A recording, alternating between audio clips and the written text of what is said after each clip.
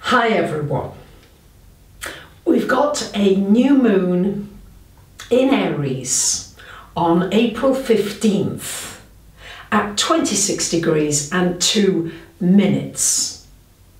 And Aries is all about being brave, being courageous, stepping out and being willing to stick up for yourself, to be the independent person that you really want to be. None of us want to be needy or glumming on to somebody else. You want to feel your own person. And although this moon has got some, shall we say, challenging aspects to it, I often find that when there are challenging aspects, it almost forces you out of your comfort zone to really create something new. So the good news is that Mercury is now direct and it's ready, steady, go. I call this new moon unpopping your cork. It's like a lot of pressure may have been built up over time, and this is an opportunity for you just to burst out. We've got a lot of earth and fire energy. The fire energy is the Aries energy, Sun, Moon and Uranus all together in Aries. And we've also got a lot of earth energy. Pluto is squaring up these aspects, but we've also got Pluto, as well as Pluto, Saturn and Mars are also in Capricorn. So what this means is that all the ideas that you've had, all the things that you've been thinking of doing, you have an opportunity now with this triumvirate here in Capricorn to make them real, tangible, to put structures around them. Now, whenever there's a square, especially with Pluto, you might be dealing with fears, inner fears, things that might have held you back, and especially psychological fears, maybe of abuse and trauma in the past. But with the bubbling up of a change of seasons, spring in the northern, autumn in the southern hemisphere, there's a bubbling up and there's a bursting of a different type of energy coming forth. And what I see here is that there's no air, no planets in air signs, so no more hot air, no more talking about it.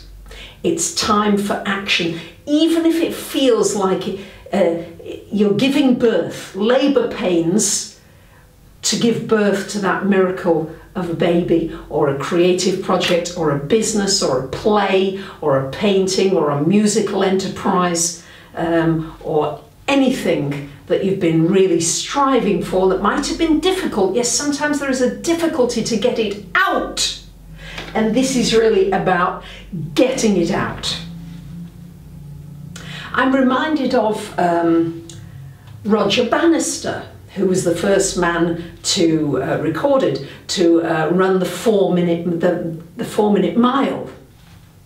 And then not long afterwards, lots of people followed on and were able to run a mile in less than 4 minutes. So what is it that you can do that will later inspire others to show that they too can do it? For me, it's the channeling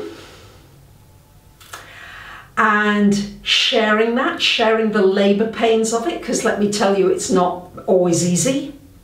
The channeling seems to be directing me to have a different structure in my body, to have a much more straight and aligned physical body.